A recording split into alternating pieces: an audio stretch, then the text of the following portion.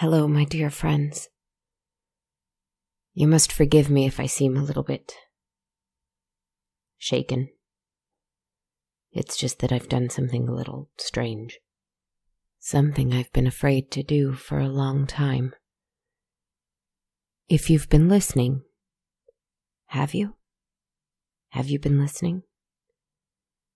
Then you know about her, the so-called writer. The one I followed, the one whose every dream I haunted, until she noticed me. She was so afraid.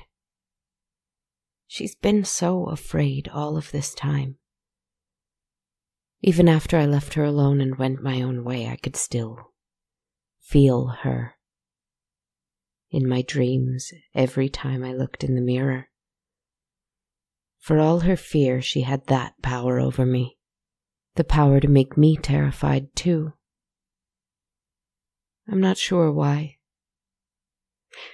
That is, I wasn't sure why until I asked her to help me save me from being the obedient right hand of an angel of death. That all sounds so very complicated. It's not, really. I asked her for something, and she gave it to me. And I now have enormous, lovely black wings and a power that is unmatched. I should have known that it was always her doing this, not me. Why should I have this power? But how does she manifest it? What is she doing?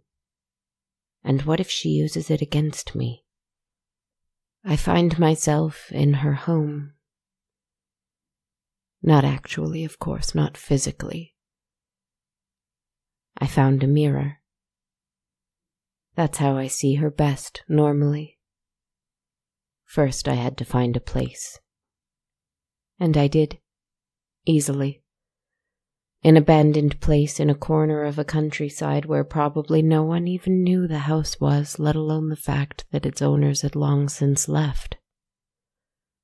Why did they, I wonder? They left what seems to be most of their belongings here. There is a room that 2 people slept in, and a room that a child must have kept. A small kitchen, a small living room, not much else. This can be my place for a little while. I should like to stay in someone's home. I haven't stayed in a home for a very long time. Perhaps ever. But yes, I did want to go to my writer's home. Sit across from her face to face. I know what it looks like, you know, for I've seen it in my dreams and when I've appeared to her in the past. A small, modest place full of books and clutter and images of dark, pretty things she will never see with her own 2 eyes. It makes me both happy and sad at the same time, that place. I sat in a chair and propped up the mirror in a chair across from me. I pulled it close so that I can't focus on the frame, the borders of the mirror. Just the endless emptiness of my own face. I called to her, and I waited. There in that almost complete darkness, almost complete but for the light of 1 small candle the family had mercifully left behind for me. Just enough light that I could see my face in the mirror, obscured and twisted by the flickering glow and the changing shadow. Soon enough, I see that little apartment she spends most of her time in. I see the dark, pretty images on the walls and on the screens she surrounds herself with. Then I see her. My face is gradually replaced with one that is not entirely dissimilar, but most definitely different. It is softer and it is weaker. Her face and her eyes and her lips have an array of colors that my features will never have. She has a strange fear in her eyes that isn't just there because of my presence. It is always there. It is the fear that I see in many of you and your kind. It comes from knowing that your lives are short and not knowing how to spend your precious time correctly. It is a terrible fear, paralyzing and self-feeding. Her eyes are also afraid because she can see me. She can see the absolute absence of fear in my solid, empty black eyes.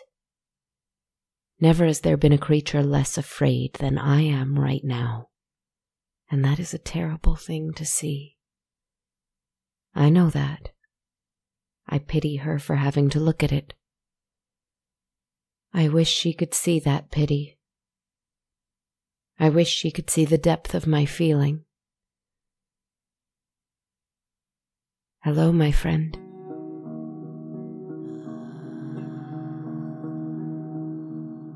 I thought maybe I owe this to her. Company.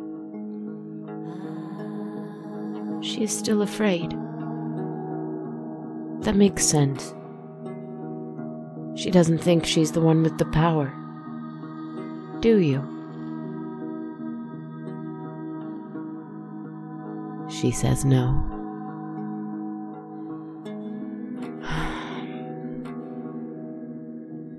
Why did you make me do that to him? Is he still alive? She says that he is, because I want him to be. But she wants him dead. I'm sorry, can't you hear her? Funny, this mirror magic. Let me try something.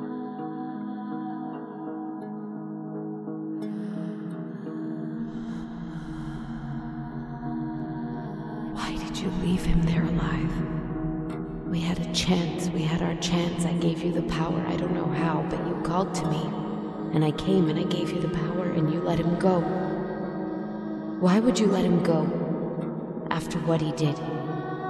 He took your life from you. He took what goodness existed in you and he squeezed it out and drank the juice and reveled in its taste. Then he left you alone for years. Then years and years he mocked your strength. He contested your power. He wanted it for himself. He didn't want you to be everything that you must be. You have to let him go. You have to destroy him. Be free of him. Let's do it together. We can do it. Finally, if you stay with me. Stay with me. You have to stay with me. You have to be better. Better than him and better than me. You can be those things. My sweet and terrible friend, I can help you.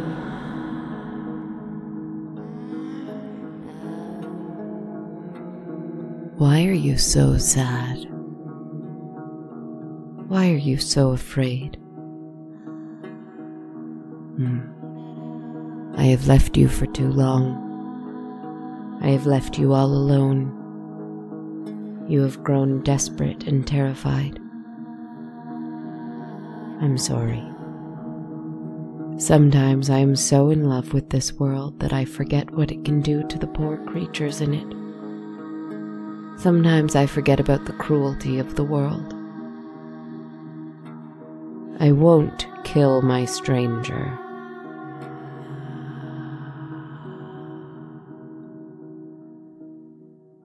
I'm sorry. I won't do it.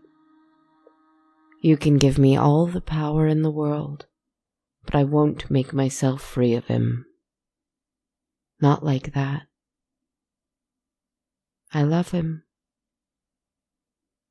I love him because without him I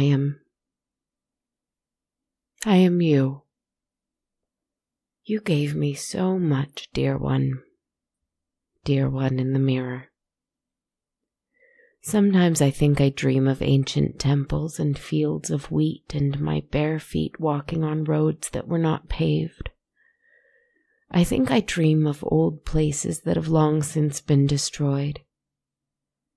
I think I dream of a me who existed so very long ago. But other times I dream of being young and seeing things that make no sense. Things like televisions, things like automobiles on the ground and airplanes in the sky. I remember being in the sky on an airplane and delighting at the image of clouds. I think I begin to see. You have flown too, just like me, my friend. You have moved at inhuman speeds in man-made vehicles. You have left people who have hurt you, and yet you have refused to hurt them. But you have also used your power and hurt people whether you meant to or not. You, for all of your fear and your weakness, you have faced danger and evil and death, just like me. You have looked it in the eye, and, though you may have trembled, you walked out unscathed, or scarred, it doesn't matter. You have made choices that were logical and choices that were emotional. You have seen lost spirits in the night, and you have wept for their sorrow. You have seen horrific beauty yourself, and you have sighed at it just as I sigh for it when I see it. You are not my friend. You are a ghost. You are an angel. You are a monster. You are a hero. Wake up to that, and stop using me to work your will. Work your own will. If you want to take over the world, do it. If you want to take down an evil angel, do it. But don't use me. Leave me out of it. I have my own agenda. I have my own will to work. Once I decide what it is, of course.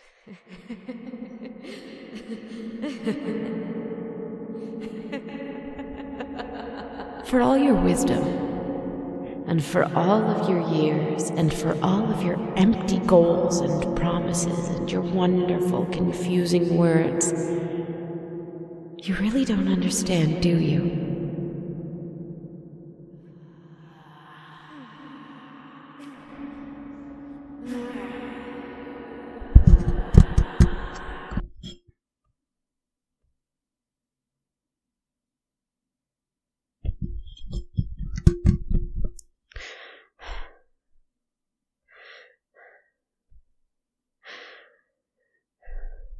She's asleep.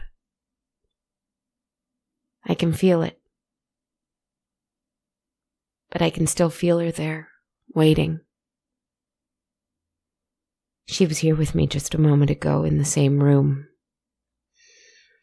Arms came at me and hands found my throat, and my hands found her throat, but they did not attack. Neither of us attacked. But I felt her here with me. I felt her with me. My God, she's been real this whole time. I've been real this whole time. Or is it all false? Which is worse? If I look out the window, will I see a ghost swimming in the air, watching me, wanting to be left alone?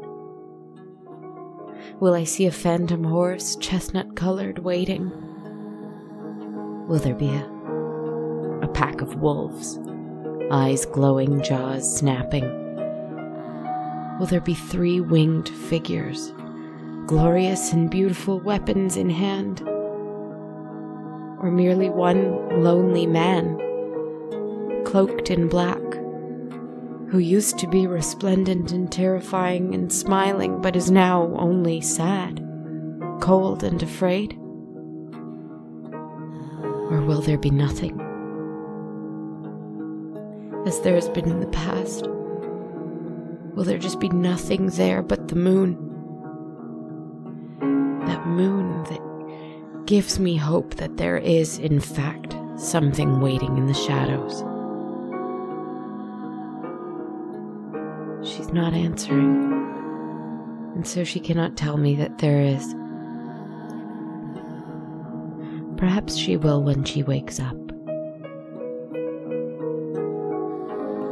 I'm afraid to look out the window, and so I won't. I'm not afraid that I might see these heartbreaking terrors. I'm afraid that I won't. Come back soon, my friend.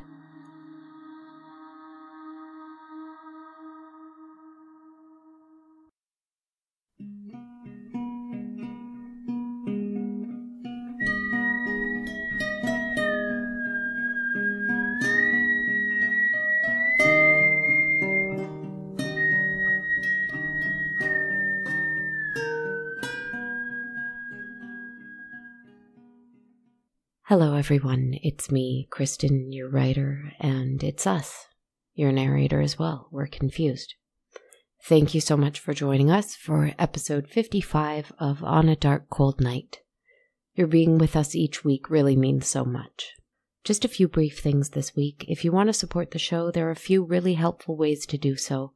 First, leave us a review and a rating on iTunes. You can also do this on Stitcher or Facebook, or hey, why not both or all three? But iTunes reviews really help the podcast get noticed, so that would be wonderful. You can also subscribe to my YouTube channel, also called On a Dark Cold Night. Maybe head on over and like your favorite episodes and help them get noticed by more people. You can also support the show on Patreon, where for any amount pledged monthly, you can receive exclusive access to music-only soundtrack files. You can find me there at patreon.com/darkcoldnight.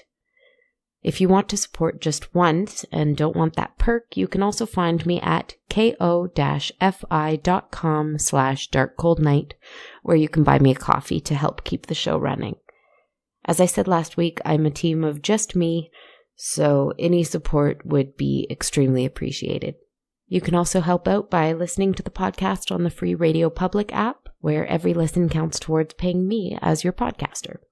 If you haven't already, please check out Radio Public and listen to us there. Finally, you can follow the show on Twitter at A Dark Cold Night, Instagram at Dark Cold Night Podcast, or on our Facebook page. Spread the word, drop me a line, whatever you like. I will do my absolute best to reply. I also want to take a moment to thank AJ McGee. AJ is a listener and fan of the show from Scotland who sent me this really awesome track. It's a cover of our theme song.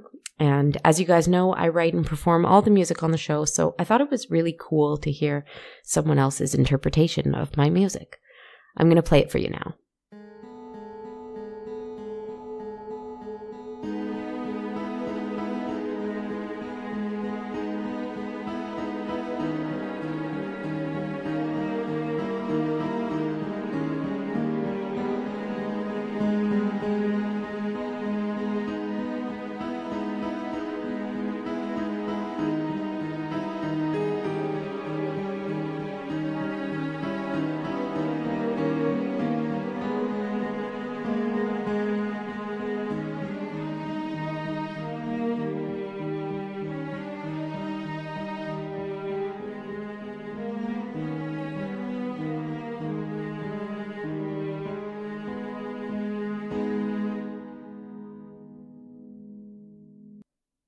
Wow, really great job, AJ. You can follow AJ at Andrew J. McGee on Twitter. Thank you so much for sharing that with me and for your kind words and consistent support of the show. I'm so happy that the music inspired you to do this. Keep up the awesome work. On that note, I'll say goodnight. Thank you for bearing with me and your narrator as we move forward. And thank you for listening. Take care, friends.